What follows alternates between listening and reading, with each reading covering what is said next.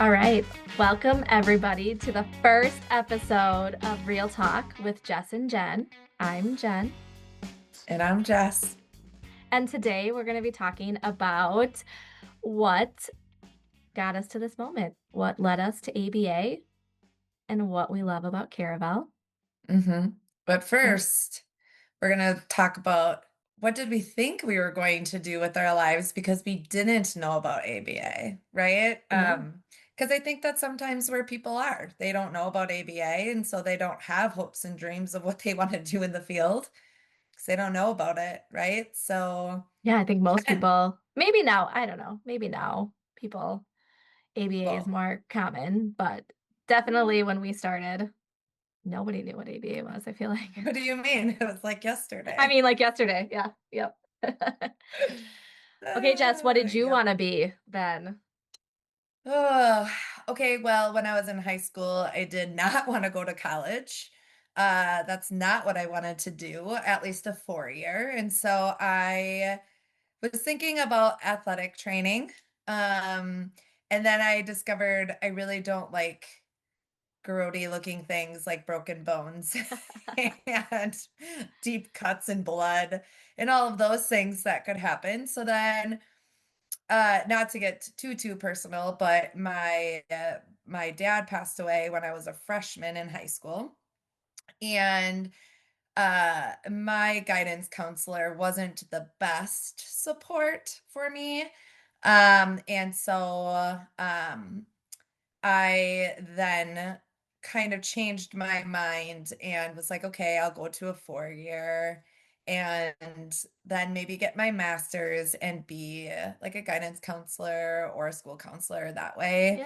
Yeah. Um, so then that's what I thought I was going to do. So I went into college and did the whole general psychology degree Yep. because I didn't exactly know, but that was kind of where my interest was at the moment. So, what Awesome. about you?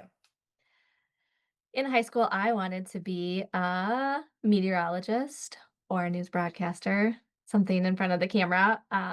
So you really like this right here. Yeah, Like this this is is like my filling your jam. cup. Yep. Yep. Oh, good. I'm Good. also going to be bringing weather reports to students. Oh, that's how we can expand this. We can just add some weather.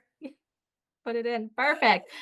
Uh, Yeah. no, it's actually when I researched it, it's hard, I think, to make it in journalism and TV journalism for sure, and the late hours and early mornings that you have to work. And so then I was like, nah, probably not. I went into college at La Crosse pre-med.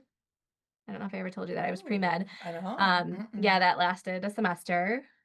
I They brought out the cadavers, and I was like, this is not, yep, no, thank you. I will be switching. And so then I did, thought I was going to be more like the clinical psychology route. Um, and stumbled upon ABA, in one of my intro classes, and I was like, "Oh, this is interesting. Let's let's take this further." So you went to La Crosse first before you went to Eau Claire? Yep, just I for a didn't know year. that. Yeah. Yeah, I went to Oshkosh, Okay. UW Oshkosh for 2-ish years, 2.5 years, I think. And then Yeah. I switched to Eau Claire. And that's where I found ABA Yeah. as well. So, And Jess hmm and I both graduated from Eau Claire. So yes. for those of you that are in the Eau Yep. Claire area, they've got a pretty good undergrad up there. Yeah. And for those of you who are like, where's Eau Claire? It's in Wisconsin on the western side of the state. Yeah. So we both found our way to Eau Claire. Yeah, I really loved Eau Claire. It was one of those things where, in Oshkosh, I kind of when I went there, I pretty much knew everyone. Like it was like our small towns all went to I'll go there. Oshkosh. Yeah.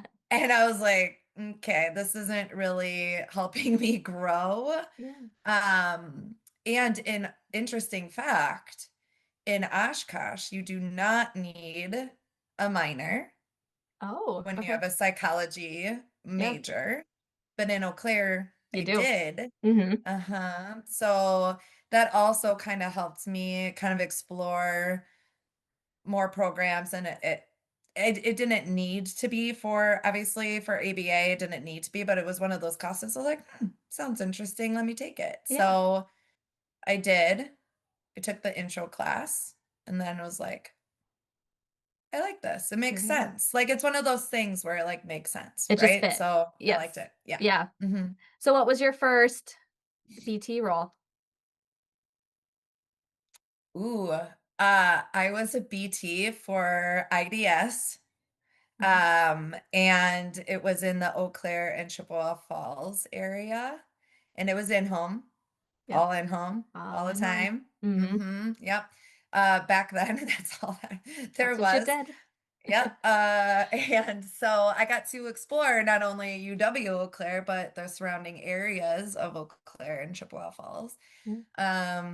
So yeah, so that was my first BT experience in that area. And then I actually dabbled. I lived in the Twin Cities during the summer, my between my junior and senior year. So I actually went up to like the River Falls area, Hudson, Wisconsin, like Mhm. up kind of in those parts too. So that was my first BT role. All in home all the time, and lots of stories about that time too. What about you?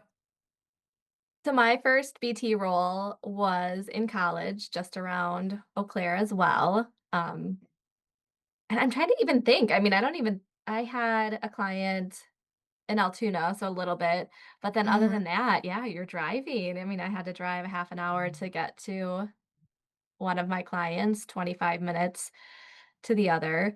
Um, it's definitely it's isolating, right? You're just out Yeah. there and your BCBA comes, every once in a while, but it's a different ball Yeah. game than I think we have going on in the centers and, Yeah. you Yep. know. Yeah, I think that was one of the things too with in-home, and there's still people that do in-home, so I don't wanna, talk about the the only negative things about in-home, but, that is one of the things that I think, centers stand apart in is the Mhm. support that is readily available at all times. You don't have to kinda wing it or, try to go through something that's tough on your own. Yep. So I think that that is something that I've always actually appreciated about clinics, Mhm. is just that support that's there at all times. Yeah. Though I think, there are times where we want to be able to work through those things a little bit on our own. But if you need the support, it's there. So, Yeah. Yeah. And I think that's something that we think about a lot at Caravel, you and I think a lot of our other regional leaders and clinic directors is definitely, the positives of in-home because there's so many of them. And it's like, how do you mhm, mimic those in center? And we've come up with some really yep, cool ways and getting families more involved with, the caregiver collaboration that we push a lot more now. But I think yeah, yeah, I think the field is in a really nice place of just how to get the best treatment in those more controlled environments where everybody feels safer and everybody feels more comfortable, better supervised, more like a team. And so I think we've had yeah, some really positive outputs with that. yeah, So, yeah. No, I agree.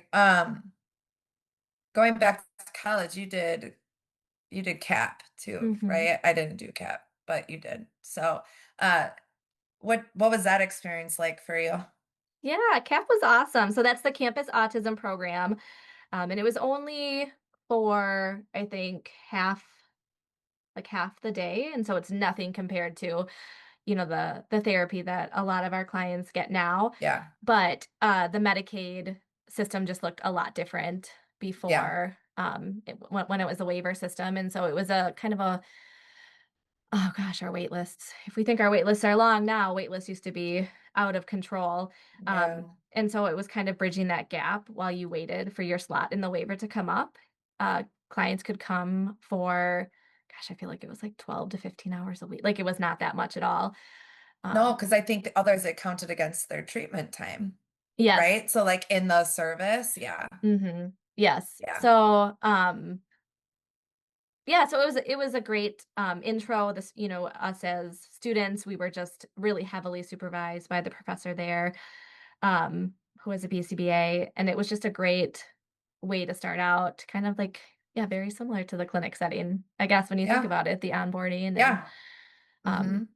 yeah, you're supervised all the time in the beginning, which is really what we strive to do.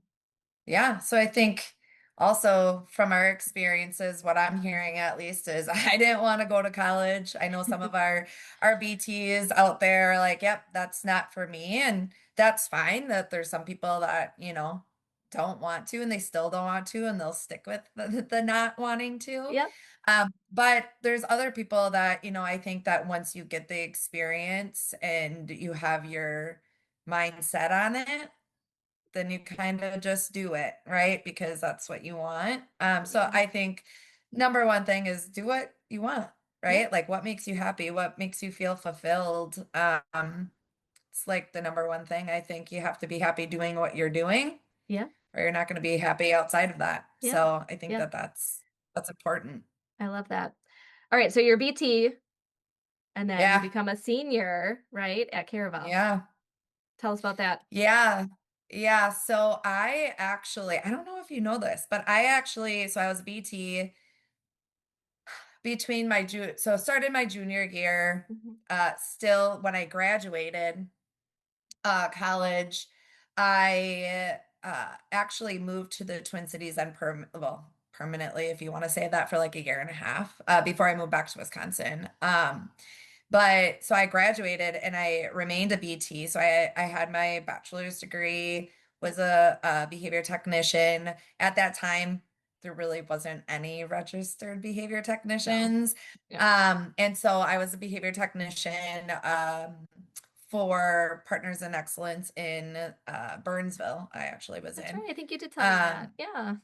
yeah, yeah. So I did that for a little while, and then I actually took a step away from ABA for a little bit. I went and worked in, yeah, I don't know if you know that. Oh, Yeah, yeah. I did. You're gonna laugh because this is why I know so much about this.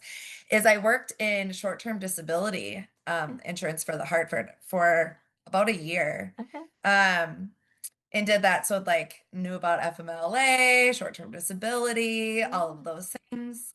And then I moved back home to Wisconsin. And then I found Caravel, which wasn't Caravel at the time. It was called something different, but it was the same company. yeah, Um, and so I actually obviously had my degree, had my hours, all of those things. And so I got back into the field. And so came on with Caravel as a senior.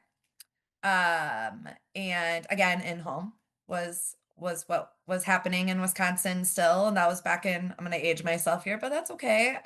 In 2000 and what oh wait, it was 2010.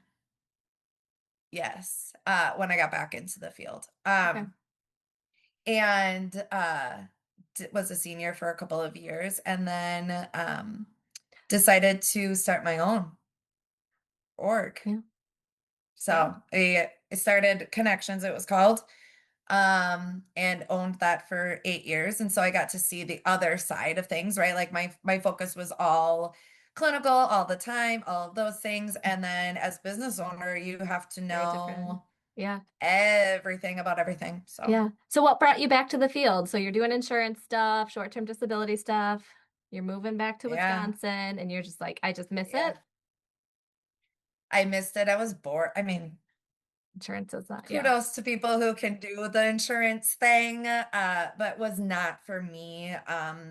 It was something where I was like, okay, I need to get back more hands-on at the time and everything like that.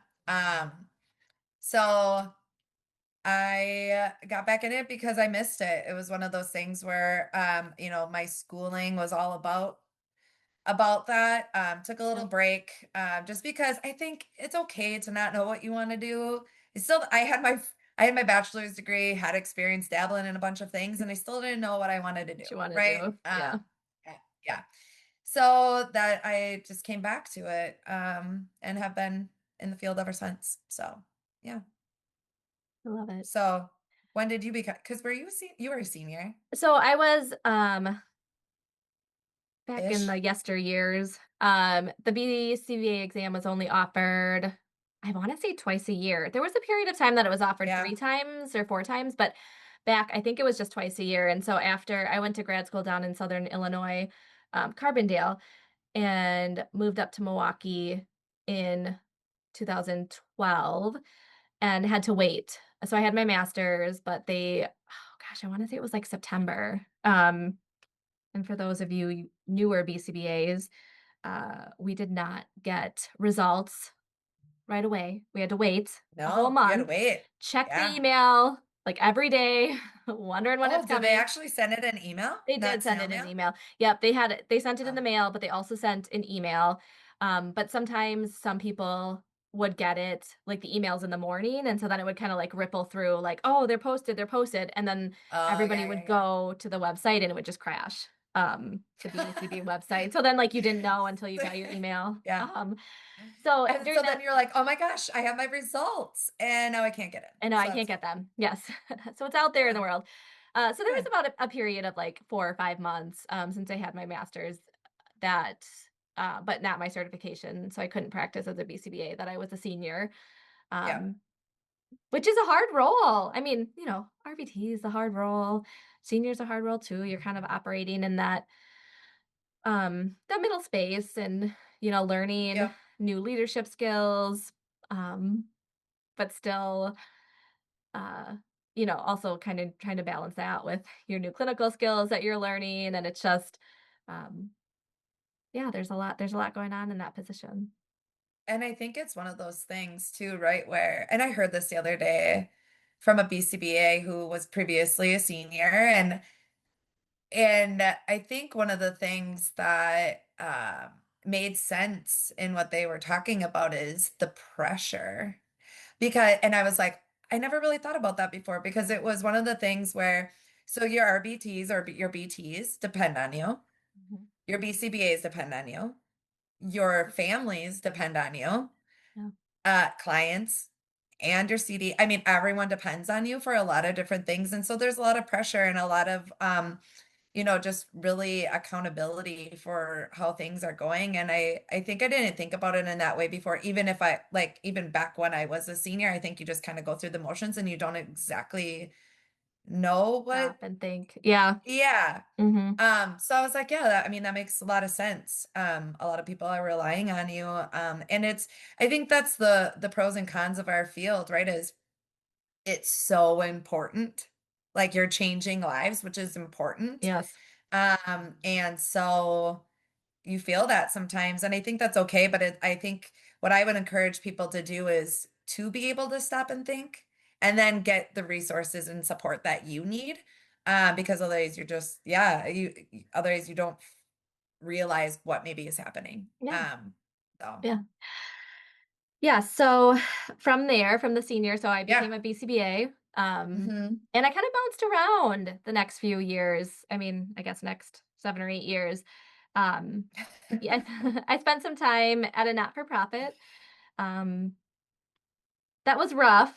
There had been a couple of BCBAs there, and then they had gone on to other things, and so I was left alone with, like, 50 clients, and now we Yeah. know better and do better, a lot smaller caseloads, and I had wonderful Yeah. seniors underneath me, um, but it was a lot. Yeah, and you just I mean, you kinda don't blink, I feel like, right? You're just like, "Oh my gosh, I need to get this, under control." Like, there's 50 kiddos and 50 Yeah. families depending Yeah. on me. Yeah. Um, and it's great now that the field has evolved and that Caravel evolved as well because, I know a lot of us are used to larger caseloads, but it's great to see that we, have standards now. Yeah. Yeah. Um, so yeah, so I did that. I spent about 5 years in a group home, so working Ooh, with I didn't know adults. this. Yeah. Okay. Yeah, Um, that's way different. Oh my gosh, so different. It was so rewarding in different ways. I think my youngest client was 22. My oldest one was, I think, 87. She was. It was so, yes, yeah. Oh. It was so cool to see ABA outside of autism, with a lot of other Yeah. developmental disabilities. Yeah. Um, and just, such a population that really needs um, really needs it. But when you're working with histories of reinforcement that are decades long, it's not just like, Yeah, oh, the past few weeks we've been doing this. It's like, oh yeah, they've been getting reinforced for this for the past 30 40 years. years. Yeah, Yeah, yep, it's a lot harder. And so I'm so glad that I yeah, spent the time doing that, but at the end I was like, I need to get back to early intervention. Like that is mhm, that's where you can, I think, have such a larger impact on yeah, their entire life rather than just, yeah, coming in halfway through. I did some school consults too. That was rough. That was almost harder than the group home. Um, I know yeah, BCBAs work for schools and maybe yeah, that's different, but I was in some school, and like the teachers didn't really want you there. I feel like maybe it was like a punishment to them because they couldn't handle it or they felt like that. And um, so that was rough. So I went to a different provider in Milwaukee, that Caravel actually acquired a year or so later. And I think it took me all of like, Oh, so it was like a timing thing because that you weren't there that long then, yeah, no, I right? wasn't there that long. I think I was there like a Yeah. year, yeah, Okay. before. Yeah, definitely. And you know, you get nervous when there's any changes, I think, any big changes like that. But it took me like 6 days and I was like, oh my gosh, this is so exciting. Like I can't like just Yeah. hearing some of the things that Caravel offered, I will never forget like the 4 different levels for technicians and some of those standards for caseloads and treatment delivery time and things like that. It was like, oh my gosh, this is exciting. Yeah. Um, yeah, and so that was kind of my path. Yeah. So you were acquired in Mhm. I think it was like April of Yep, 2019, yep, right? And Connections was acquired in October of 2019. So it was really close timelines to yep, each other of yep. those acquisitions. And so, yeah, Close, I think but one of us was here first, I think. yeah. So Yeah, that was you. Yeah. So just I mean, they saved the best for last. It's fine. they were like, we need more. Okay, let's go talk to Jess. Yeah, no, it was one of those things where it was hard, right? Like as a business owner, and I had like a goal for myself when I became a business owner. My goal was 10 years and I made it 8. Okay, that's almost there. So Yeah, close we'll round enough, up. right? Yeah. Perfect. Yeah, good. We'll call it good. But yeah, so didn't quite make my goal, but I think that's okay too. It's one of those things where timing is timing, right? And so Mhm. it was a good time for us. We started at one location and then grew into 3 locations. And to be honest, for just it was a lot of pressure on myself, right? Too, like being able to manage all of that in terms of being a business owner. I think a lot goes into it that people don't understand until you're in it. Oh, for sure. Um, of what that means. I mean, when you're a small organization, um, you you have to personally guarantee things that people don't know about, right? So I could have lost my house if things didn't work out Yeah. and all of those things that people don't necessarily understand when you're a small business. And so support your small business, shops, boutiques, all of those things too. But one of the things is it was a lot of pressure that way and we were growing and we were doing great things, but I knew we could do more More. uh, Mhm. with more resources, and Caravel has that. I think it's one of those things where a lot goes unsaid about our support departments. They are support, right? Mhm. And I think our clinic directors at our locations, when we were connections, they were doing all of those things. Um, and so it didn't really allow them to do other things that they wanted to do because they were doing everything that our support departments do. And so I think that's one thing that I think Caravel not only has in terms of like our growth and development, is the support in order to do that. So Yeah. I think that was huge. So Yeah. I feel like you just yeah, said your why for being yeah, a Caravel. yeah, yeah. That's my why. Um, yeah, and I think when I think about why I'm at Caravel, I think, and you could just hear just this conversation with us, like we have been in Yeah, all of these clinical positions, and I just feel so strongly about making Caravel, making sure that this is somewhere that you and I would have jumped at the chance to be a BT here, an RBT, Yeah. a senior, Yeah. and a BCBA, like, around these positions. And it's just every step of the way. It's like, oh, I wish I would have had this. Or like I wanted the chance to do this a little bit differently. Um, and to be at a place that I think um, inspires that in our leaders and just um, constantly strives to making, everybody feel like this is home, like this is where I want to continue to grow. And, like you said, whether you're stopping at the technician, whether ARBT is kind of your goal, or if you want to go up to BCBA or clinic director, senior clinic director, Yeah. Yeah. regional leader, wherever your end game might be. I think it's just the thought that goes into making these positions the best.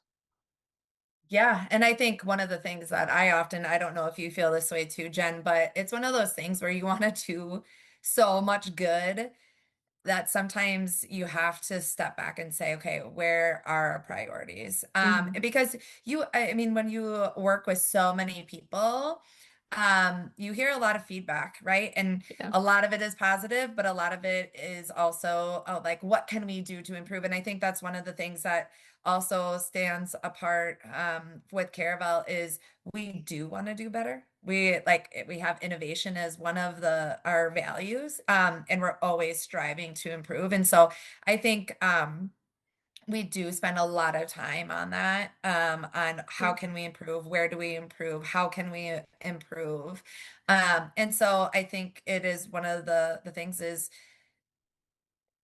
really prioritizing, be the change you want to see in the world, right? Type of things. Yep. And so, yeah, I think it's one of those things where you and I both feel passionately about that is don't forget your roots. And we started as BTs, and we also were in each of these roles, and so it's really going back to when you were them, Yeah. and what was I thinking? What did I want? How Mhm. did, it feel about these things? And so many things have changed in the field that kind of Yes. naturally progressed in certain ways too. I mean, there's some of the things that we would be like going back to and saying, "Oh, I wish it was better here." And then it's like, well, that's changed. That's not even real An anymore. option anymore. Yeah.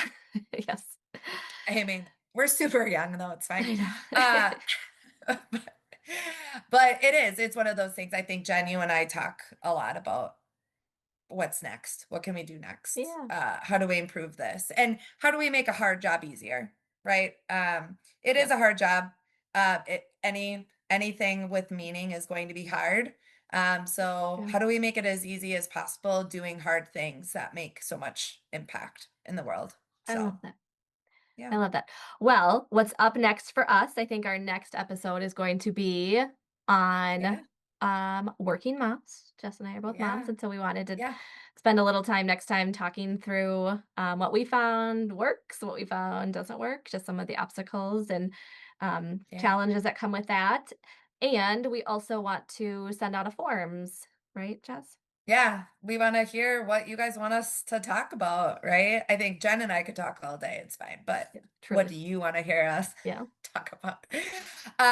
But yeah, so in the working mom thing, obviously, me and Jen are both moms, so can't really speak about working dads because we're not dads. True. But some of the things, you would be able to generalize some of the things to being just a working parent in general. But Yeah. we can only take the perspective of moms because that's what we are. Yeah. So not to discount anything about working dads, but we're not them. Maybe So, we can have a special guest star of a working dad. Maybe we should who find could be that. our I oh, know. who could be our first guest? Yes. Would be Yeah, interesting. we'll have to think about that. I mean, we have some people that like we've come across that we're trying to get on our show, right? I think Yeah. Yeah. we'll So see, we'll reach but out. stay tuned. We'll talk about that next time, but stay tuned of who our surprise guest is going to Yeah. be then. Yeah, awesome. Awesome. Thanks everyone for tuning in. Yeah, thank you. We'll see you guys on the next episode. Bye.